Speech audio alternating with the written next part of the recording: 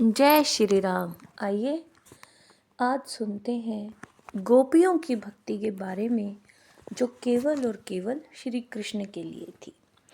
वृंदावन की गोपियां भारतीय भक्ति परंपरा में उस भक्ति का सर्वोच्च उदाहरण है जो पूरी तरह निष्काम, निस्वार्थ और एकनिष्ठ थी। उनकी भक्ति किसी शास्त्रीय ज्ञान, कर्मकांड या सामाजिक मान्यता पर आधारित नहीं थी, बल्कि वो हृदय से उपजी हुई वो प्रेम धारा थी जो केवल और केवल श्री कृष्ण के लिए प्रवाहित होती थी। गोपियों के जीवन का केंद्र, उद्देश्य और आराध्य एक ही थे, श्याम सुंदर श्री कृष्ण। गोपियों की भक्ति में मैं का कोई स्थान नहीं था। वे ना स्वर्ग चाहती थी, ना मोक्ष, ना यश और ना ही किसी प्रकार का प्रतिफल। उनका एकमात्र सुख कृष्ण की मुस्कान थी और उनका सबसे बड़ा दुख कृष्ण का विरह था। श्रीमद् भागवत में वर्णित रास लीला केवल नृत्य या उत्सव नहीं, बल्कि आत्मा और परमात्मा के मिलन का प्रतीक है। गोपियां अपने घर, समाज और स्वयं की मर्यादाओं को भी पीछे छोड़कर कृष्ण के प्रेम में लीन हो गई। यह त्याग किसी सांसारिक आकर्षण का नहीं, बल्कि परम समर्पण का था। गोपियों की भक्ति इसलिए अद्वितीय है क्योंकि वह शर्त रहित थी। जब कृष्ण उनके साथ थे तब भी वो निश्चिंत थी, और जब वो मथुरा चले गए तब भी उनकी भक्ति कम नहीं हुई। विरह की अग्नि में तपकर उनकी भक्ति और भी शुद्ध हो गई।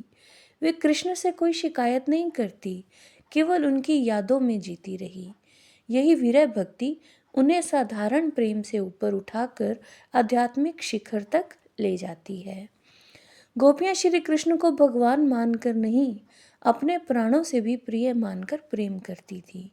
यही कारण है कि उनकी भक्ति में भय नहीं था, केवल आत्मीयता थी।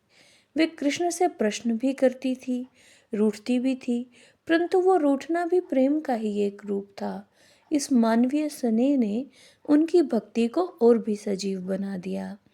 श्री कृष्ण स्वयं गोपियों की भक्ति को सर्वोच्च बताते हैं।